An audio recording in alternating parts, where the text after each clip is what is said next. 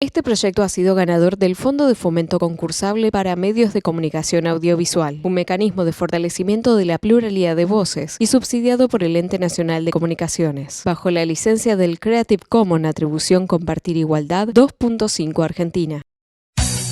Estás escuchando PPP, Peligro Pibes Pensando. FM 104.7, Radio Flecha de Oro.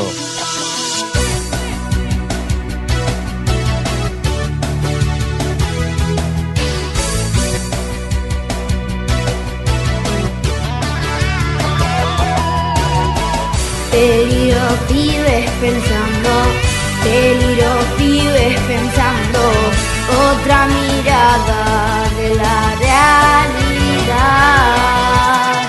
Peligro pibes pensando, peligro pibes pensando, un buen espacio para reflexionar. Un programa donde hablamos de las cosas que hay que hablar, porque somos el futuro y nos tienen que escuchar.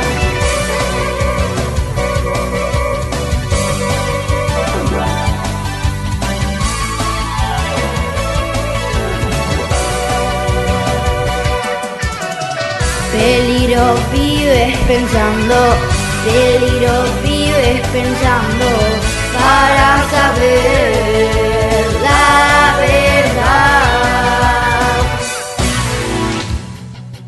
Bienvenidas, bienvenidos a PPP, Peligro Pibes Pensando. Un lugar ideal para las infancias y adolescencias, un espacio para reflexionar, un programa para la libre expresión de las artes y para aprender entre todas y todos sobre un montón de temas de los que nos interesa saber la verdad. PPP, Peligro Pibes Pensando en la inclusión de todas y todos. Nos podés escuchar en FM 104.7, Radio Flecha de Oro, o cuando quieras en YouTube. Seguinos en Instagram, TikTok y YouTube, @Peligro Pibes Pensando. Hoy en la entrevista, Raquel Zulman, profesora para la enseñanza primaria y técnica en psicodrama, autora de cuentos y poemas y narradora oral. Vive y trabaja en La Matanza. En el bloque de artes musicales, La Bruja con su tema Suave, Suave. En el bloque de artes literarias, las pibas y los pibes de la Escuela Primaria 146 de Ciudad Evita.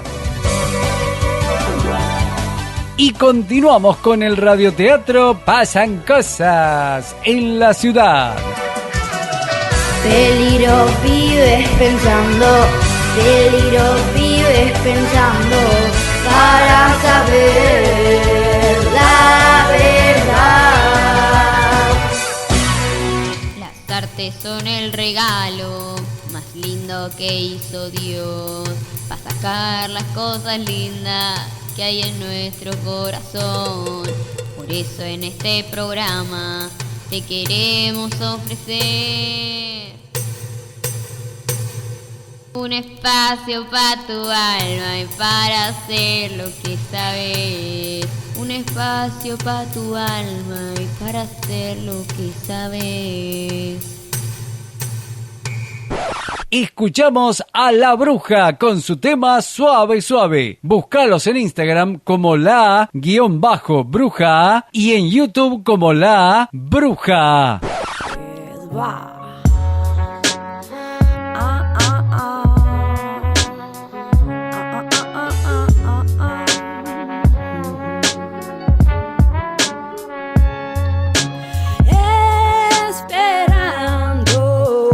Que no van a pasar, pero espero como quieras, aunque sé que eso no va a pasar. Te espero, ay qué dolor dejaste acá. Yo te extraño en verdad, cuando a pesar de estar juntos no Nuestras almas se alejaban de cuando a pesar de estar juntos, nuestras almas se alejaban.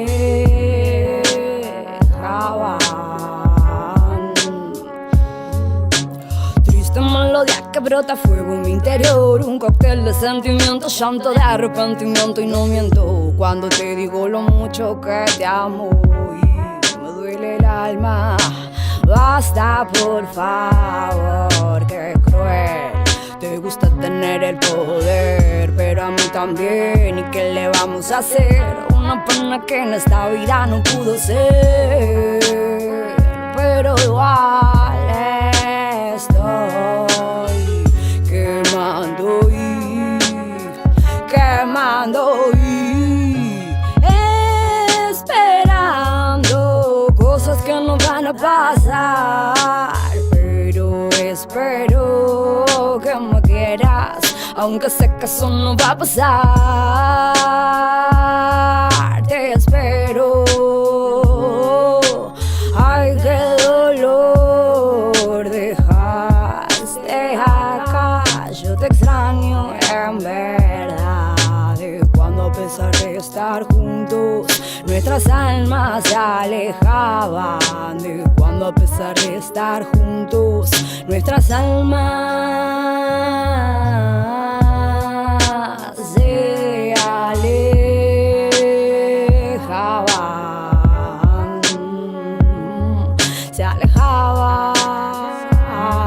nuestras almas se alejaban.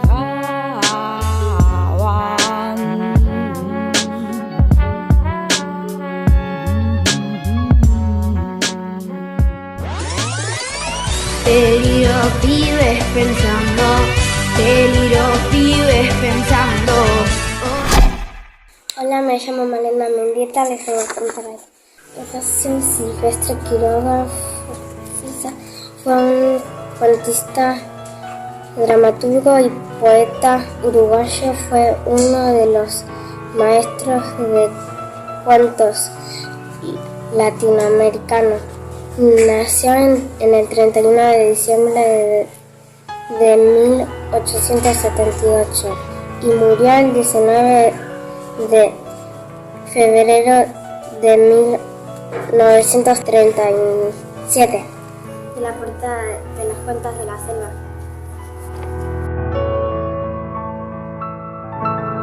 ¿Te gusta escribir cuentos o poesías? ¿Cantar? ¿Actuar? ¿O tenés una banda? Mándanos tu material y lo ponemos al aire. Escribinos a pppflechadeoro@gmail.com, DM de Instagram, buscanos como Peligro Pibes Pensando o a nuestro WhatsApp al 11 39 70 18 28. Peligro pibes pensando, peligro pibes pensando, para saber la verdad. Opina el ministro de Bienestar Social. ¿De qué estrato provendrían? Perdóneme, no le interpreto. ¿De qué estrato social provendrían los adolescentes drogadictos? Hay de todos, pero lamentablemente yo diría que es más fácil que los haya entre el ambiente estudiantil que entre el ambiente trabajador. Normalmente el que trabaja está en procura de un ideal y demás. A veces el exceso de pensamiento puede motivar estas desviaciones. Peligro pibes pensando, peligro pibes pensando. Es el mismo mundo el que todos habitamos. Son las mismas calles las que juntos caminamos. Queremos nuestra vida, tenemos los derechos de ser alimentados, de jugar y tener techo. Derecho a ir a la escuela y a la intimidad. Derecho a tener nombre y nacionalidad. Que siempre se respeten, ese es nuestro objetivo. No se habla de favores, son derechos adquiridos.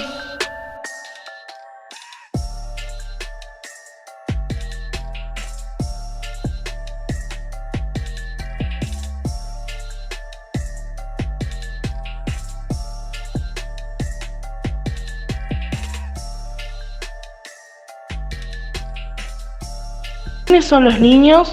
¿Cuáles son sus derechos? ¿Y cuáles son las responsabilidades de los gobiernos? Todos los derechos están ligados entre sí. Todos son iguales de importantes y no se nos puede privar de ninguno de ellos. Los niños, niñas y adolescentes tenemos derechos y sobre todo tenemos derecho a conocer nuestros derechos. Peligro pibes pensando, peligro pibes pensando, otra mirada de la realidad.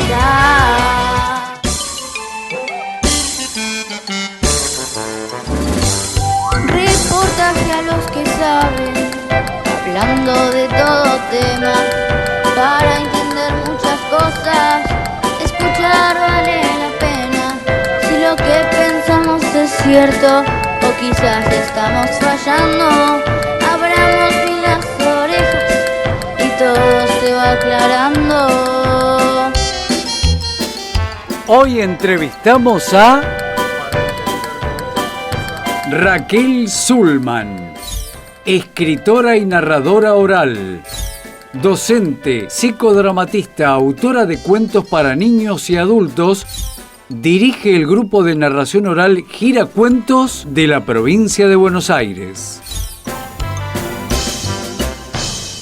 Hola Raquel, ¿qué tal? Bienvenida a PPP, Peligro Pibes Pensando. Gracias por recibirnos, por dialogar con nosotros. Gracias por invitarme. Muchísimas gracias. Sos escritora y narradora oral. ¿Cómo es eso de narradora oral? Las dos cosas. Escribo cuentos para chicos y para grandes y narro cuentos de otras personas, no mis propios trabajos. Bueno, ¿y cómo es ese tema de narrar los cuentos? ¿Qué? ¿En tus sitios? No. En vivo y en directo. Ah, en vivo. En vivo, sí, es una actividad que durante la pandemia la tuvimos que hacer a la fuerza por Zoom.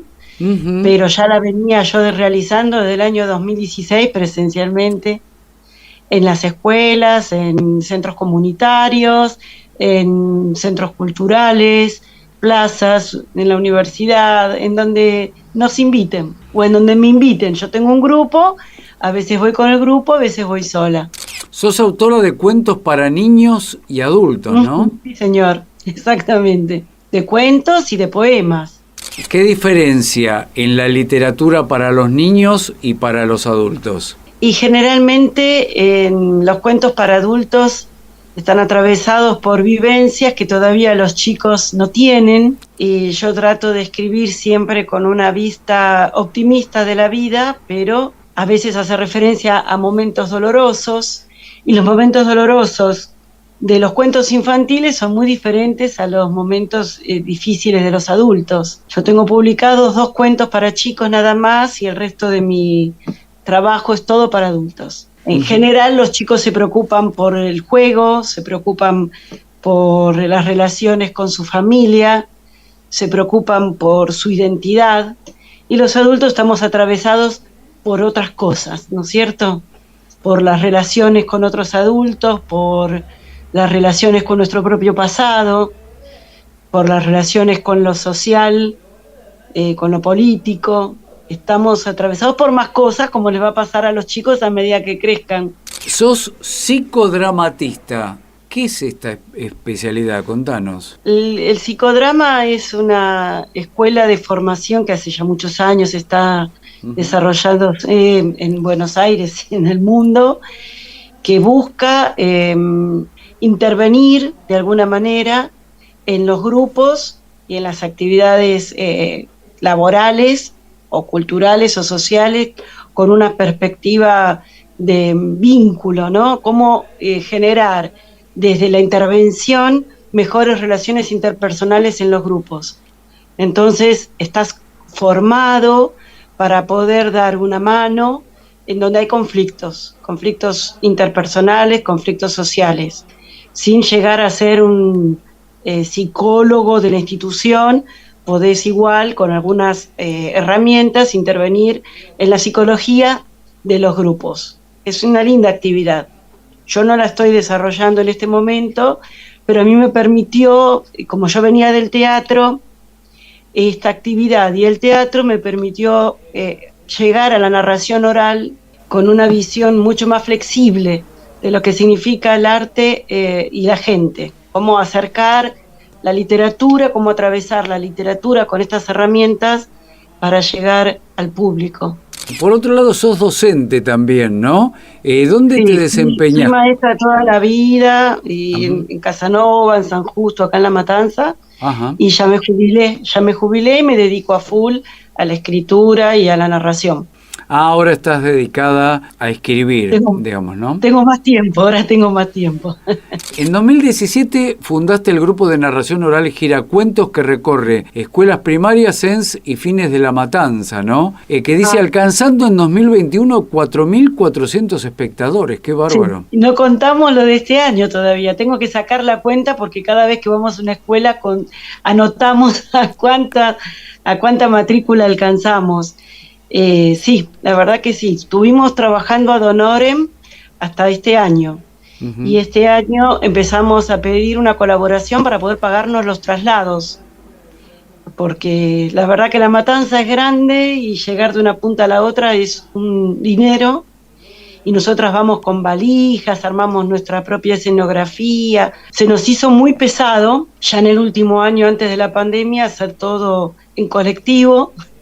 Así que dijimos, bueno, no vamos a trasladar en remis y vamos a pedir una colaboración para eso. Y también has participado del encuentro de escritores de la UNLAM, Universidad Nacional de La Matanza. ¿De qué se trató? Contanos. Y la universidad tiene 2 eventos que le llaman solsticio de invierno y solsticio de primavera. Ajá. Son 2 eventos interesantes en donde convocan al público en general y a autores a que den a conocer su obra. Llaman a músicos que acompañan ese día también. La verdad que es un espectáculo bastante interesante, a mí me encantó. Por ahí tiene poca difusión, la sala es grande, se puede convocar mucha más gente de la que concurre, y no sé si tiene mucha historia el solsticio. Es una actividad que organiza la Secretaría de Extensión Universitaria, y yo participé este año con poema y cuento corto. Y también has participado del programa Otoño de Letras de la Municipalidad de La Matanza. ¿De qué se trata? Contanos también.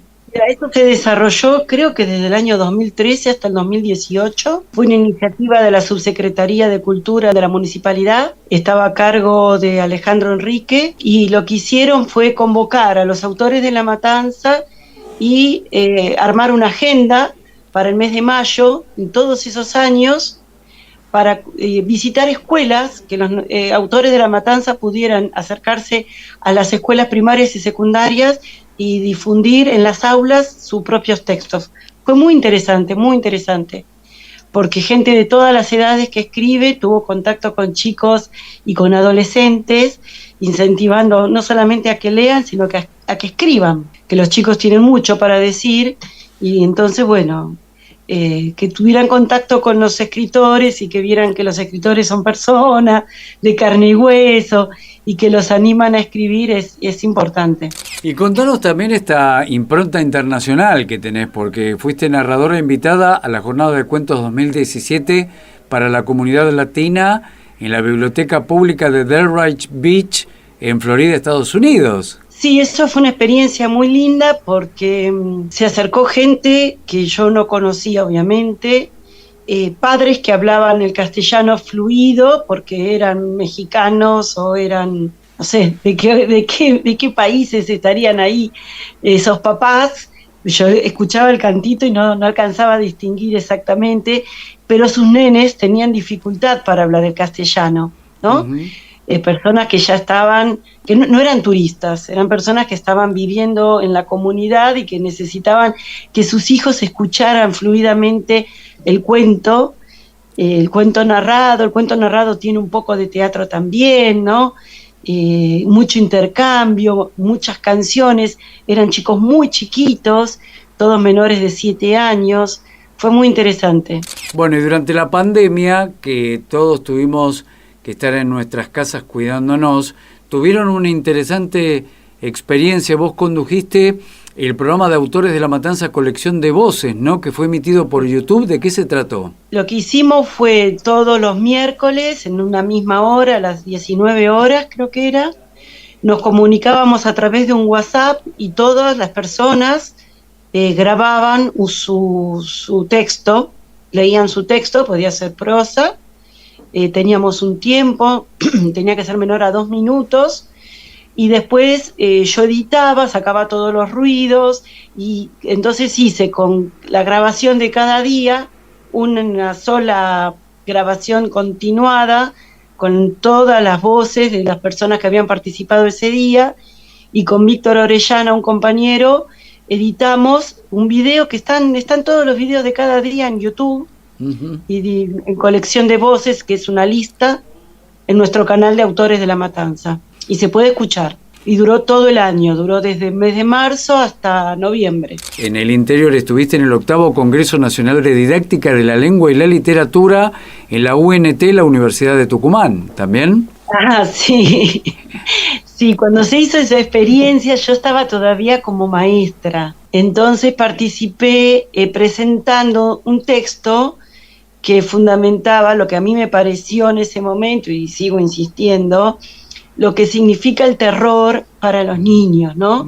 Lo que es el cuento de terror y lo que es la experiencia de terror, como ellos la manifiestan cuando uno les dice a los chicos, bueno, hablemos de terror y escribamos sobre el terror. Y fue muy interesante también porque el público estaba abocado a la ficción. Los docentes que estaban ahí, los escritores que estaban ahí, no todos tenían experiencia con niños. Y bueno, ser un maestro de grado es un plus, ¿no? Los chicos cuando hablan de terror, en general, esperan escenas que para nosotros son las escenas del asco, no son las escenas del terror que nosotros pensamos que es el terror. Eso no lo soportan. No hay una capacidad de salud infantil para soportar el terror verdadero.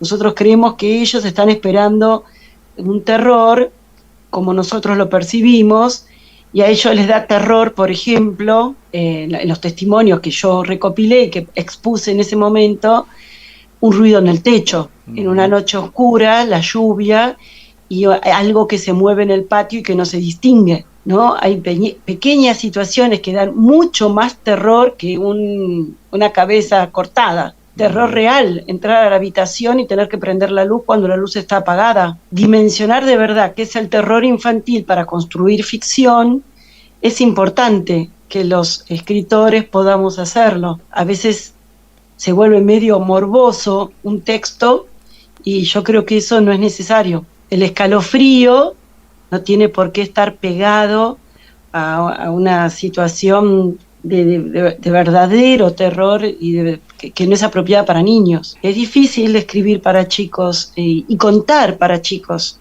El terror, yo cuento cuentos de terror para 6º grado porque lo piden siempre. Y es difícil invocarle, ¿no? Dar en la tecla de qué es terror para cada generación. Van cambiando los grupos a medida que pasan los años, y también va cambiando lo que ellos sienten. Hay que estar aceitado siempre. ¿Qué autoras o autores literarios te influenciaron en lo que escribís vos? Y a mí lo que más me impactó por la metáfora, por la construcción del lenguaje, es García Márquez. Sí, definitivamente. Creo que hizo en lengua castellana, y que es lo que yo conozco, un redescubrimiento del lenguaje latino que a mí me abrió un mundo, ¿no? Un mundo para mi propia escritura. Bueno, vos fíjate que lo mencionás a García Márquez, ¿no? Hay uno de mis libros de cabecera que tengo como número 1, es El general en su laberinto, de García Márquez, que me pareció maravilloso, ¿no?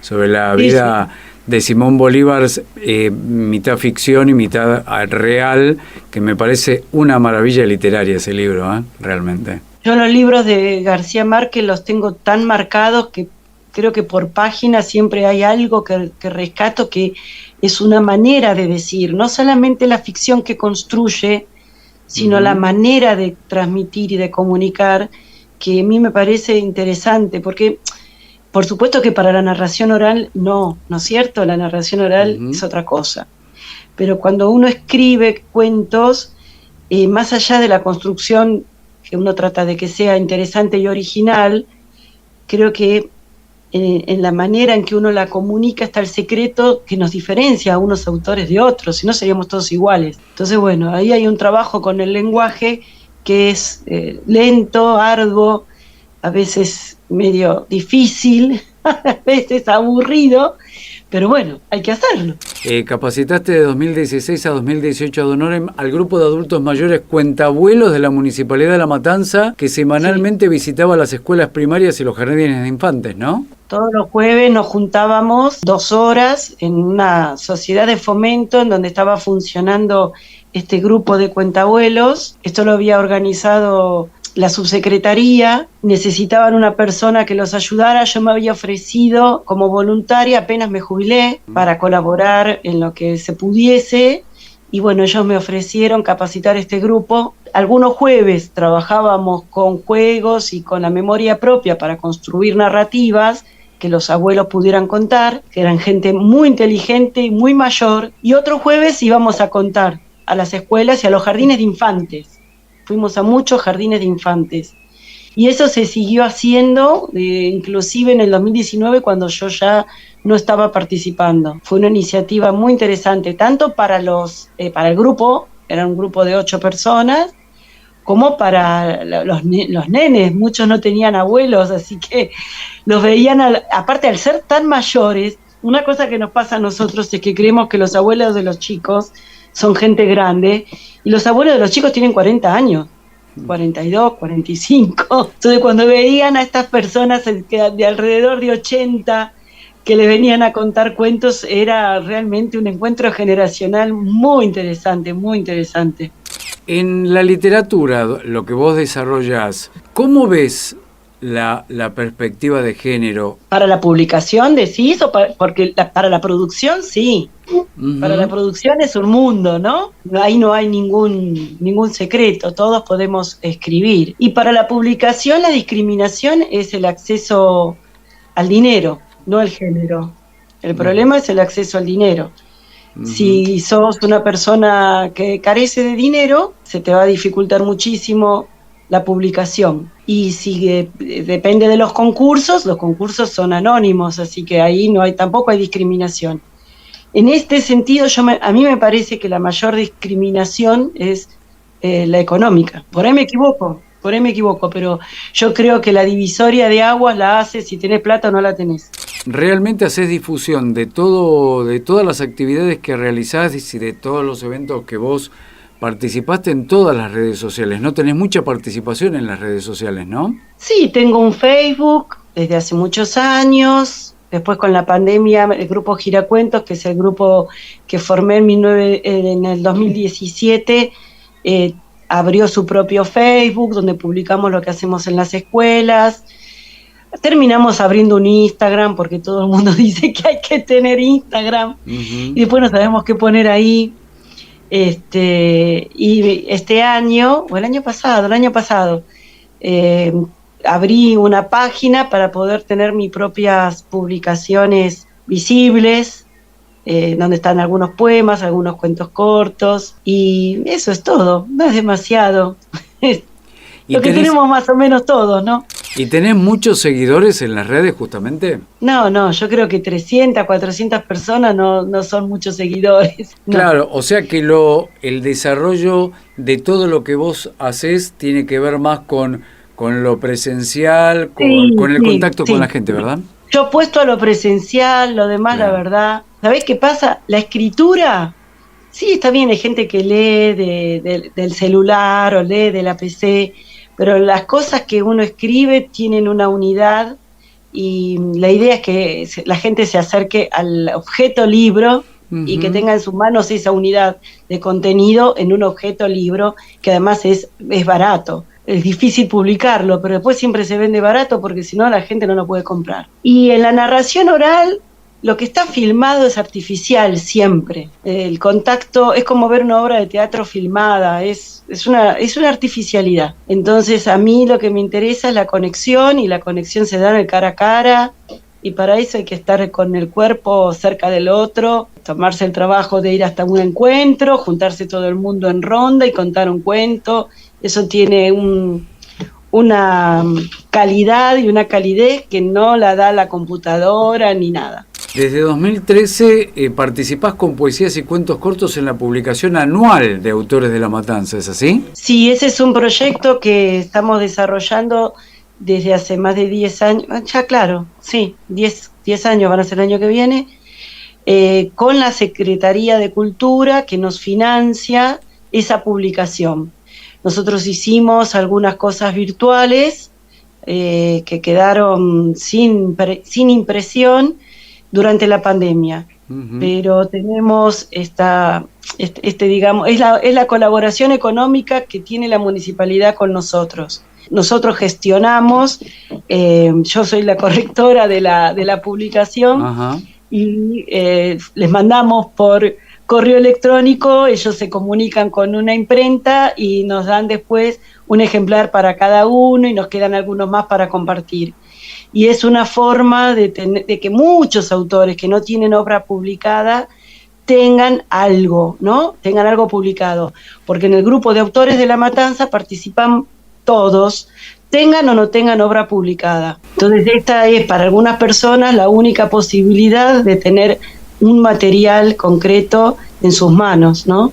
¿Notás que en La Matanza hay un crecimiento cultural exponencial realmente en la escritura, sí, en la música, sí, en la pintura? En todos los barrios, en todos los barrios. Levantás una baldosa y tenés un escritor incipiente o con experiencia o que se está formando en un taller barrial, o tenés alguien que pinta, alguien que está haciendo música. Es impresionante. Aparte se han generado un montón de espacios culturales que funcionan en casas, sin subsidio de ningún tipo, ¿no? Alguien que abrió su garage, lo acondicionó, puso un cartelito en la puerta, puso horarios, juntó gente para que dé talleres. Es impresionante, ¿eh? Claro, es muy interesante. Se ha convertido en un bastión cultural bastante notable realmente la Matanza. Es como que salió, ¿no?, hacia afuera durante la pandemia, terminó la pandemia y fue una explosión. Y ahora hay toda una movida bastante organizada a través de un movimiento que se llama Tecla, que unifica de alguna manera por WhatsApp un representante de cada uno de estos espacios culturales de todos los barrios, que son como, no sé, 40, 50 espacios, es impresionante. Y en todos los espacios hay gente, vecinos, o que mandan a los chicos, o van las mujeres, o se acercan las familias a ver qué pueden aprovechar, qué espectáculo hay para ver. Es muy interesante. Bueno, hablando de familia, yo te iba a preguntar, Raquel, ¿vos tenés antecedentes familiares en la escritura o sos la primera escritora con esa vocación en tu...? Soy la primera. Yo vengo de la música, vengo de papás que eran cantantes de coro. Y entonces hice la carrera en el Conservatorio Provincial de Morón, y después me di cuenta que no era lo que más me interesaba, me pasé al teatro, tampoco era lo que más me interesaba, y entonces seguí con la escritura, que era una actividad que tenía desde la niñez, ¿no? Que venía escribiendo, no dándole demasiado tiempo ni demasiada importancia, como una segunda, tercera actividad. Y a partir del 2008 empecé a pensar que era lo que más me interesaba, y empecé a escribir sobre niños, ¿no? Sobre lo que yo veía en el aula, sobre lo que percibía, cuentos para ellos, y ensayos respecto al desarrollo infantil y la escritura infantil, y después me fui corriendo para la poesía y para el cuento corto. Después, cuando me di cuenta que era una actividad tan solitaria, dije no, vamos a hacer algo más, porque la actividad de la escritura es muy solitaria. Y bueno, ahí empecé con la narración oral. Como solemos hacer con las invitadas o los invitados de PPP Peligro Pibes Pensando, compartimos un video que emitimos y les pedimos su opinión, ¿no? Lo tiene como protagonista el contraalmirante Bardi, que fue ministro de Bienestar Social de la dictadura cívico-militar que se desarrolló de 1976 a 1983. Lo compartimos y nos das tu parecer. Opina el ministro de Bienestar Social. ¿De qué estrato vendían? Perdóneme, no le interpreto. ¿De qué estrato social provendrían los adolescentes drogadictos? Hay de todos, pero lamentablemente yo diría que es más fácil que los haya entre el ambiente estudiantil que entre el ambiente trabajador. Normalmente el que trabaja está en procura de un ideal y demás. A veces el exceso de pensamiento puede motivar estas desviaciones. Tremendo. Yo creo que más allá del análisis que hace, que puede ser de ignorancia, ¿no? Respecto a cuál es el estrato que más consume drogas, que para eso hay que tener números, porque si así a ojímetro cualquiera puede opinar. Lo más interesante es cuando habla de desviaciones, ¿no? Dice, estas desviaciones, ¿no? Como considerando un vicio y no una enfermedad, el problema del consumo problemático de cualquier cosa que sea.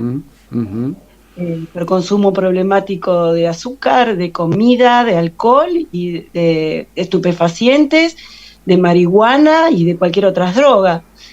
Pero bueno, es típico de un pensamiento de época y más de un pensamiento cuadrado como era la formación militar.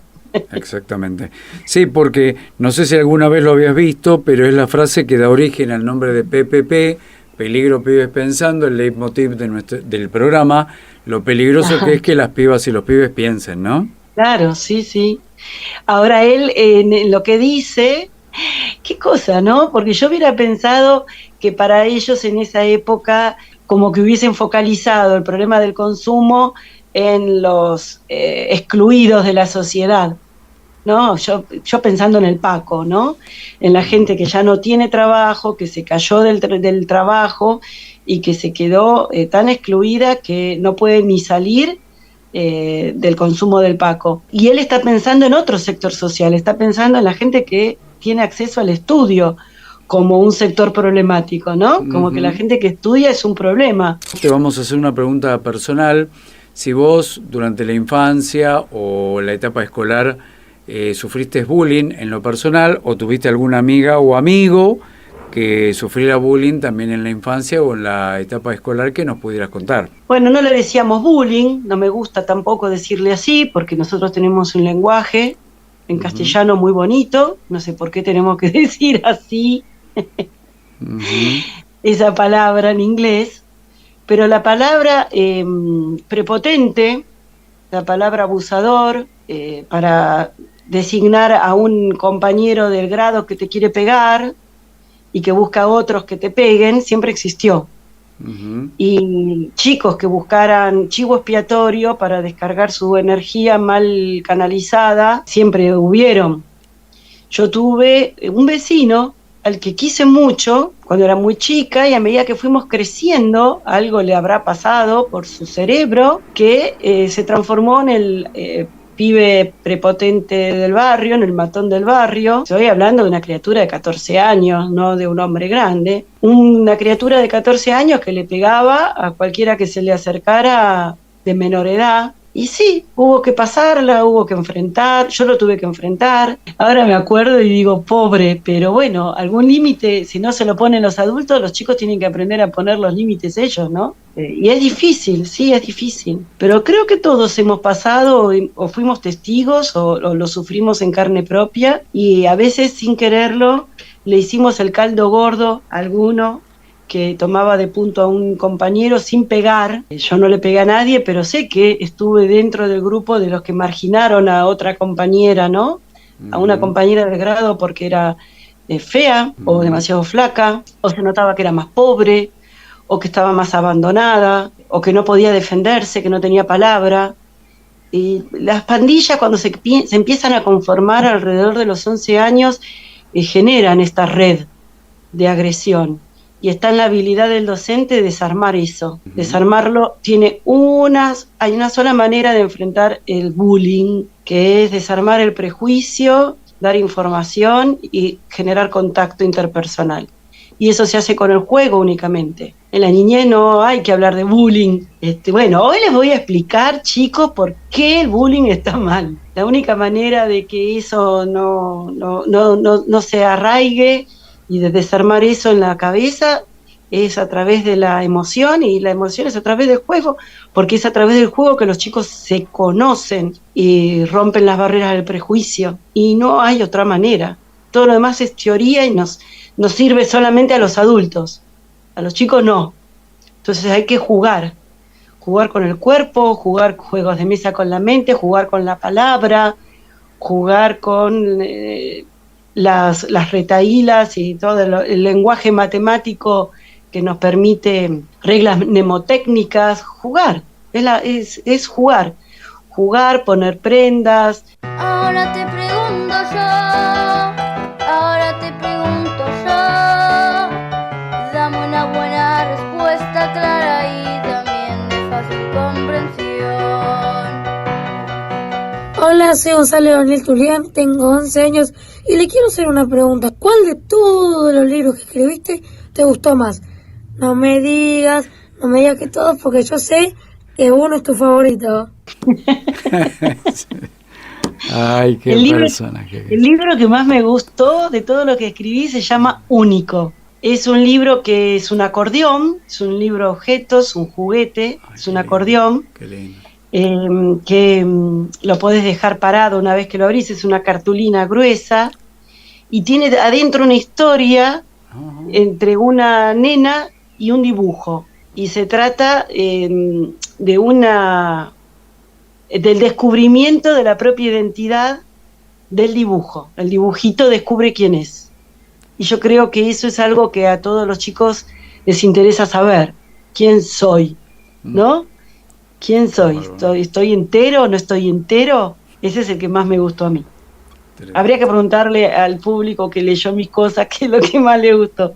Hola, soy Antonella Ailén Choques, tengo 9 años. ¿Qué opinas del lenguaje inclusivo? Ah, mira, qué interesante la pregunta. Yo no lo uso, el lenguaje inclusivo. Cuando hablamos de todos, yo sí lo uso. Pero si no, por ejemplo, yo digo, bueno, todes, vamos a hacer esto, ¿no? O amigues, si estoy invitando a todos, a todes. Pero después, cuando estoy hablando en particular con una historia, en una historia oral, por ejemplo, estoy contando un cuento, yo no lo uso. Entiendo que hay gente que lo usa porque les resulta natural y me parece perfecto. A mí no me sale, a mí me resulta muy artificial y entonces no lo uso. Pero está bien, es una cuestión de ir adaptándonos, ir conociendo cosas nuevas como una manera nueva de hablar. El lenguaje va cambiando. Hola, soy Milagros García, tengo 9 años. ¿Tu familia siempre te apoyó en tu carrera? Sí. Tuve papás que siempre me apoyaron. Después mi papá falleció cuando yo era más o menos chica, y después me apoyó siempre mi mamá, y después me apoyó mi marido, mi hija, también mis amigos. Por suerte siempre me apoyaron. Sí, eso es importante. Hay que acercarse a la gente que te apoya. Hola, me llamo Liguel Agustín Basualdo, tengo 12 años y le quiero hacer una pregunta. ¿A qué edad te diste cuenta que la literatura era lo tuyo? Yo creo que a los 12 años los chicos que escriben se dan cuenta, porque le muestran algo a alguien y esa persona le dice, uy, qué lindo lo que escribiste. Entonces ahí se prende una lamparita. Y yo a los 12 años tuve una maestra en 7º grado que me dijo que yo escribía muy lindo. Me dijo, esto es muy interesante, es muy lindo y muy interesante. Y entonces me di cuenta que podía seguir. Y seguí escribiendo y le fui mostrando a algunas personas, algunas cosas a medida que crecía. Bueno, Raquel, queremos agradecer tu participación en PPP, Peligro Pibes Pensando. Gracias por charlar, dialogar con nosotros. Muy lindo todo lo que nos has contado, relatado. Éxito con toda tu difusión de toda tu obra literaria, tu tarea de narradora oral, éxitos con lo que sigas haciendo. Gracias. Es un trabajo de hormiga, así que esto no para. Gracias por invitarme.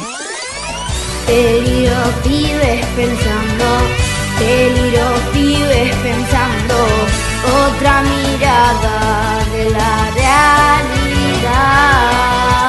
Las artes son el regalo más lindo que hizo Dios, para sacar las cosas lindas que hay en nuestro corazón.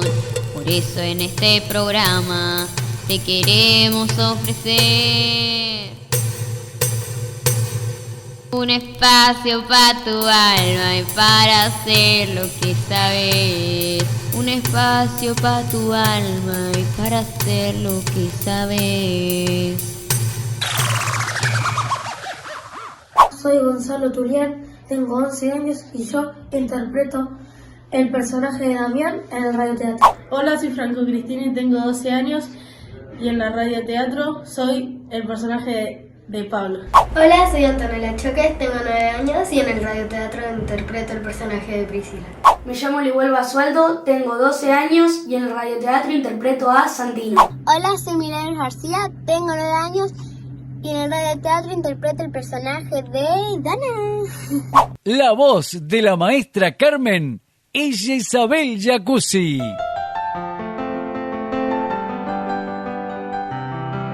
Continuamos con el radioteatro Pasan Cosas en la ciudad.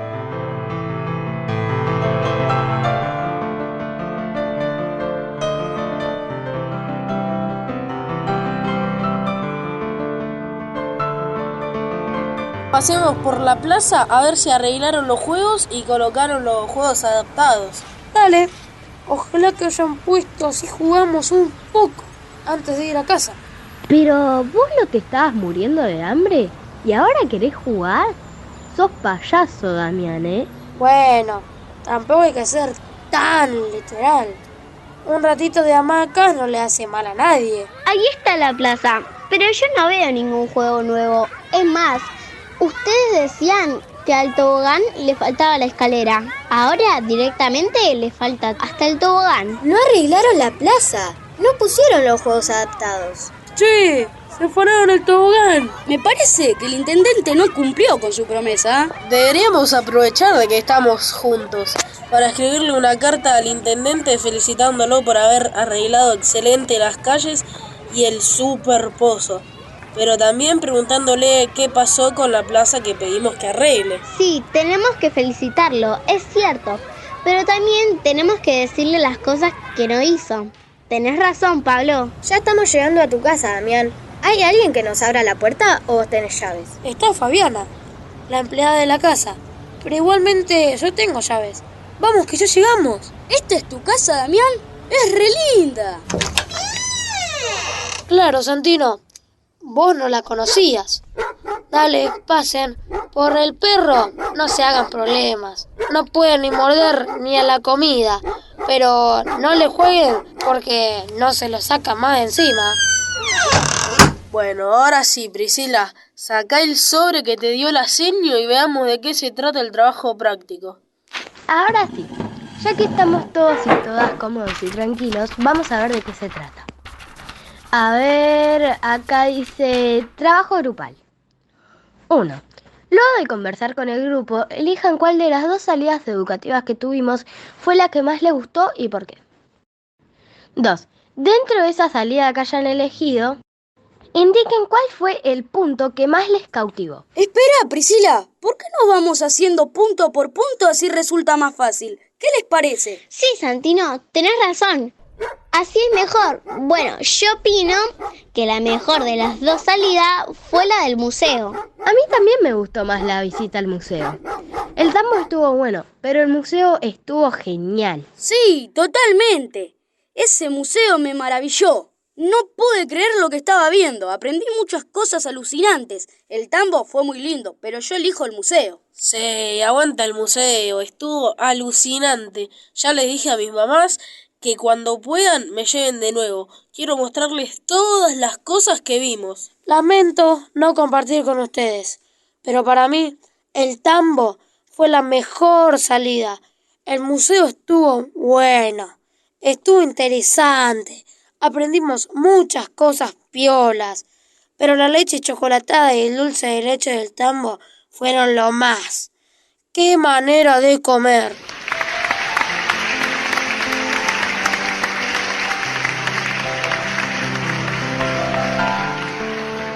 En el próximo programa continuamos con el radioteatro Pasan Cosas en la Ciudad.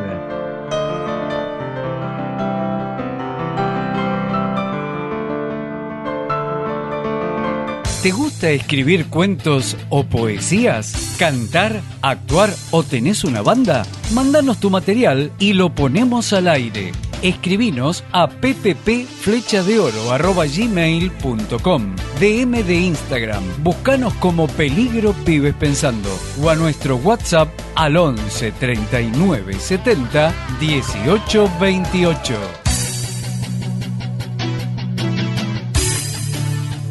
Nos volvemos a encontrar en el próximo capítulo de PPP, Peligro Pibes Pensando.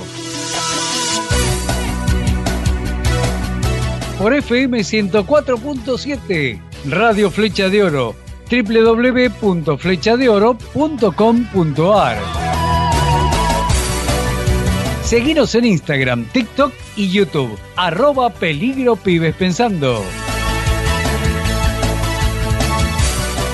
Estas pibas y estos pibes hicieron PPP, Peligro Pibes Pensando.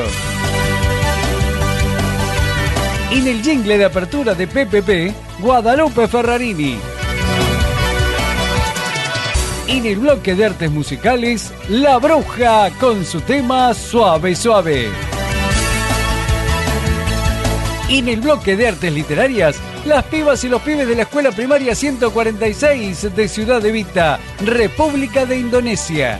Un agradecimiento especial para autoridades y docentes. Hoy participó Malena Mendieta de 4º grado y nos habló sobre Horacio Quiroga.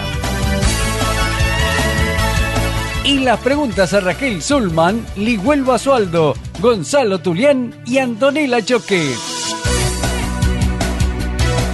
Y los separadores de PPP, Guadalupe Ferrarini y Maite Vázquez. En el radioteatro, Gonzalo Tulián, Milagros García, Antonella Choques, Ligüel Basualdo y Franco Cristini.